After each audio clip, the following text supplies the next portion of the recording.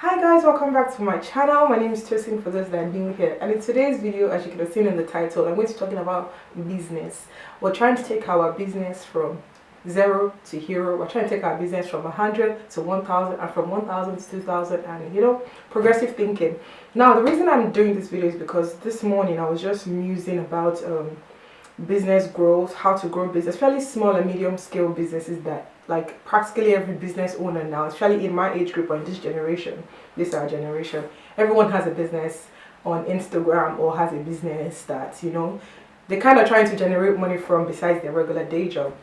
I just thought about what are the few things that has helped me on my journey. Now I've done a couple of videos on business, and if you haven't watched them, what are you doing? Please go and watch them. And yes, before I go on in this video, make sure you like, make sure you subscribe, and at the end of this video, if you find this video impactful, please comment so that I'll be encouraged. Okay, so first things first, I know that in all my videos I always talk about customer service and how it's so important, and I'm not going to overflog that, so just have that at the back of your head. So everything I share in this video, just add customer service as point number, whatever the last point is.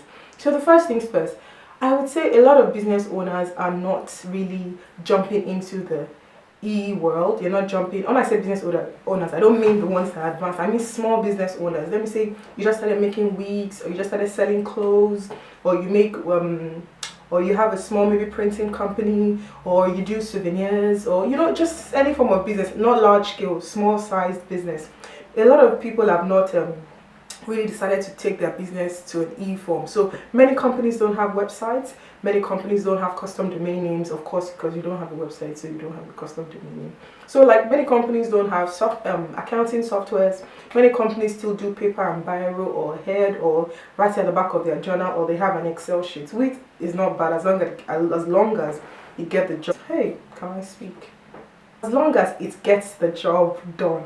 Anyway, yeah, so that's what most business owners do. But I would say, based on I've been doing business for 5-6 years, maybe even more, but officially 5-6 years, and I'm not the guru. I don't have 100 billion in my account. I'm not saying that everything that you hear from me you should apply it hook, line and sinker. I'm telling you that these things can improve your business growth, even on social media, even on Instagram, based on my own personal experience. So the first thing, as I said, try to keep everything computerized. Like, make sure that your business can run effectively without you, and I will expatiate on that in the second point. Make sure your business can run effectively without you. Now when I say without you, obviously a lot of small business owners don't have the luxury of employing a staff. When I say without you, like when you're not literally marketing to somebody, someone can go to a place or go to your Instagram page and make sure that they can get all the information they need about your business without asking you questions. Do you understand what I'm saying? Now this is I'm not talking about people that you will put the price 5,000 naira and they will still ask in a question or DM you how much. I'm not talking about those people. The ideal customer that you want can go on your page, check all your pages and check all your information and be able to get adequate information about your business. So now that includes revealing your prices. I don't understand why people that do businesses on Instagram or do business on Instagram would put up maybe say this week and then they'll say DM for price. I understand that there are price fishers out there that you don't want other competitors to come and then use your own price to set their price. But you know what? I discussed in my video I think 2017 in a wrap, and I talked about how copycats will be copycats. Who told you that I can't, if I am a copycat, I can't create an anonymous account and ask you the questions that you're hoarding, and pretend like I'm a new customer. So you want to think about that. So make sure on your page or on your website or everything that your prices are visible, your terms and conditions are visible, your shipping options are visible. Like because there are times where maybe someone sent you a DM, you don't respond on time, or they sent you an email, you don't respond on time. Pending that time, they've reached out to another competitor who has that information readily available. So if you're a business owner, please ensure that your business is able to run without you. Put terms and conditions. If you have a website, readily state out your delivery address, your returns. I know that this thing sounds really cliche, but trust me, I stalk a lot. Like I stalk a lot of businesses a lot. Not even in my niche. I have no business like that. Businesses outside my niche, just to see the new practices in business world, how I can move my business forward. And I find that some major loopholes on company pages and all that good stuff. Now that's the first thing you want to consider. So my second point about, I said I was going to expatiate from my first point, is to eliminate self from business. Now a lot of people, like yesterday, I remember that I was reading someone's social media story, and she mentioned something about how, oh, customers that want to buy things from her, stop using words like hey, hello, that is very disrespectful, that be courteous when you're talking to her. And I'm just thinking to myself, I don't know if it's an African thing or a Nigerian thing or a people thing, so I'm not going to stereotype this, but I find it very myopic that you're a business owner and your worry is how your customer approaches you. You're not ready to make money. If you're ready to make money, if I write ace, hello, hi, or whatever, as long as I communicate what I want and you get your money. Now it's because we people, we pride ourselves more than we ought to. That's why you're bothered about how your customers should address you in your DM. I don't know if you expect them to invent a smiley that would have people going on their knees and saying, good afternoon, ma, I'd like to buy this, dress from you or this shoe from you, before you can take people's orders seriously. Now, I don't think any, sane person will go into your DM and say, "Is I want to buy," or "Hey, you there." No, they can write hey. And as a business owner, you have to understand that what is your goal, even as maintaining your in quotes, your dignity as a human being, because you're the one operating the accounts. What is your goal? Are you trying to make business? Are you trying to, improve your visibility? Are you trying to make money? Or you're just here to receive accolades? Because I'm not really sure why you own a business and how someone addresses you is the most priority to you. Like, if you've decided to put your personality before your business, your business objectives or your business processes, the services that your business offers, that's on you. So if you maybe put up your picture every day that you have 10 kids, you are 50 years old, so you want, when people want to make inquiries from you, they have to say good evening mommy. No, they don't know you from anywhere, they just want to buy what you're selling. So I feel like the moment we eliminate self from business, we'll be able to move forward in customer relationship. Now, I'm not saying that in cases of verbal abuse you must sell because you're trying to make money. Please, no. I have zero, however it's pronounced, I have zero tolerance for verbal abuse on my staff, on myself. We maintain the rights to do business with whoever I want to do business with. But if you come into us, make a phone call to us, you're as rude as you want, you are not as courteous, if we make us cry, I'll use my money, I use to clean my tears. So that's all that I would like to. So once you can eliminate yourself from your business and you look at your business as I'm not saying operate as a robot, operate with empathy, but operate on a holistic, level. Don't be personal. Don't come and be subbing people and be saying, dear customers, please, when you're addressing us. You don't see international brands doing that. You don't see brands that are large doing that. I would never go. I'm not sure even St. Louis Sugar would release a press statement talking about how market women address them. They would never do that. So why would you do that? So that's one thing I would like to say. Then thirdly, again, just to add to what I was talking about, eliminating self from a business, is that except you're a blogger, except you're and you may not agree with me, but this is my own opinion. Except you're a blogger, except you are a personality. You know what I mean by personality? You're a creative, you're a content creator. I'm not sure it's expedient for you to set up a business page and I can see everything about your life. Now, I know that people say some people buy more from people when they can put a face to the brand. Do you understand what I'm saying? Then don't open a business page. Then just sell on your personal page. But if you're going to open a business page that's going to be about what you're selling, I'm not really sure it's expedient that, your son's birthday, your husband's birthday, your own birthday, there's just so much information about you. It's a business page. It's not a personal page. But if it's a personal page and you decide that you want people to buy because, Tosin, I'm the one that said, I know that people like me, so I will be selling on my own Instagram page. I will now go and open another page for business. And I want people to understand this. Having this mindset that because you are popular, because people know you, people will buy from you, it's actually a myth. 90% of your customers are people that you do not know. And that's the truth. 90% of people that will shop from you are people that don't even know you from Adam.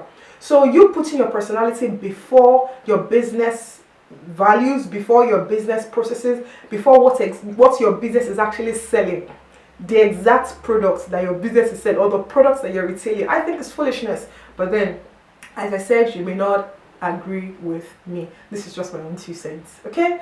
And yeah, so that's that. So you might want to eliminate self from business. Just treat your business as a business and just monitor it for a while and see if there's no change, and then you can now start putting everything about your life out there.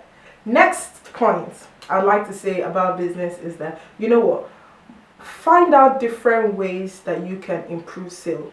Like for instance, in my business, I noticed that when I post videos or when I post information that shows a solution to a problem or shows how to do something, there's more engagement, and I receive more inquiries concerning the product. We post tutorials, we post Q&As. It creates engagement, and engagement creates interest, and interest creates inquiries, and inquiries translates to sales.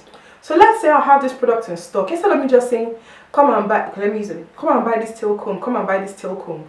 Instead, I would say, okay, for precision parting, this tail comb helps to ensure that the line of your hair is, you know, straighter. This is just what would I call it? An example I'm just giving. Do you understand what I'm saying? So with also your business, whatever it is that you're selling, whatever service you're providing, try and market the solution, try and market the problem you're solving, rather than marketing, come and buy ring lights, come and buy ring lights. No, you can say, you know, as a YouTuber, or as a makeup artist, are you trying to make your pictures look more flawless? Do you want your pictures to look more lit? Are you wondering why other makeup artists that you know that they are probably not even as skilled as you are have better pictures? Buy these lights. You know, I'm not saying, you know, just try and market. It's you that will know the tone of your business, but try and market what you're solving over the item. Yeah. Now, another thing I want to just dispel, another myth I want to dispel from, you know, Instagram sales and businesses and all that, especially small and medium scale businesses, that your number of followers equates to your number of sales. That's a lie. It's a huge lie. Do you know, I have this friend, she doesn't have, I doubt even if she has up to 2,000 followers, but the amount of sales that she generates, it's unbelievable through Instagram. And what I found is that sometimes people are actually looking for your product. They would not follow, but they will DM you, buy, or call you, or WhatsApp you, depending on where you're at, and they will just buy. Do you understand what I'm saying? So instead of thinking that, I'm going to go and buy followers, you know, having 15,000 followers is going to validate my business, it's a lie. Sometimes, yes, obviously, because normal, you know, principle of, what's the word I'm trying to look for? When there's a larger sample size, there's more probability. Yeah? So obviously, when you have 50,000 people following, there's a probability that organic people, not dummies, not robots, if you have 50,000 people following, the probability that at least 50 or 100 will be interested in your product, rather than when you're having, you know, lesser quantity. But what I find that is, if your page or your business is a niche business, people that follow you are people that are actually interested in your niche.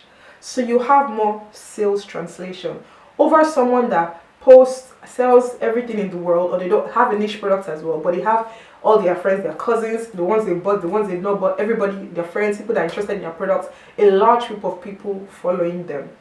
Do you understand? But whereas maybe you actually only retail maybe recycled goods, so people that follow you are people that are actually interested in recycled goods, so you actually make more sales. So try and focus on attracting that kind of audience instead of, you know, just trying to make people follow me. Yeah, that's another thing. Another thing I'd like to, you know, emphasize on with business that I know that really helps me tremendously is, you know, switching things up. Like sometimes we get so caught up in the way we do things that we actually, you know, we're blindsided and on how ineffective it has become. So and now this starts from delivery courier companies you're using, to your style of posting, to the kinds of products you stock, to there's something that my husband says, and he says, follow the money.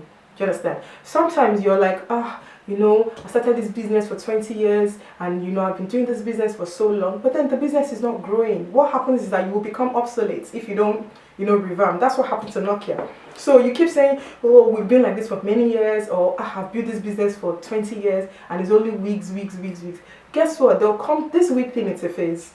There'll come to a time where people are not as interested in buying wigs as we are now. Do you understand? Most of us are wearing wigs because, in quotes, protective styling, all our edges are gone. By the time our children, they have better edges. They love wearing their hair. There's better technology. They don't need to apply heat on their hair. Mentally, they love their hair even more. Do you think wigs will sell as much as this our generation? I don't think so. So it's a phase. So as a business owner, if you build your business around the trend, what you'll find out is that over time, if you don't revamp, if you don't add on new products, you would go out of stock or you go out of business. Yeah? That's what I'm trying. So make sure you switch things up. Find out what can I add to my business to make it more attractive. What delivery courier companies can I use that my deliveries will be faster? How can I speak to my customers? How can I relate with them? What can I do to them that will trick them? Pardon my choice of word. What can I do just to improve, just so I don't remain in the same spot? Okay, so let's say all I just do is post my products, post the price, and I walk away and I expect sales to come.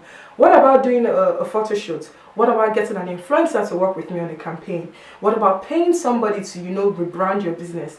What about sending out goods to people? What about doing a giveaway? What about so many ideas depending on the type of your business? If you're a service provider, what about doing a loyalty card? What about doing a referral scheme?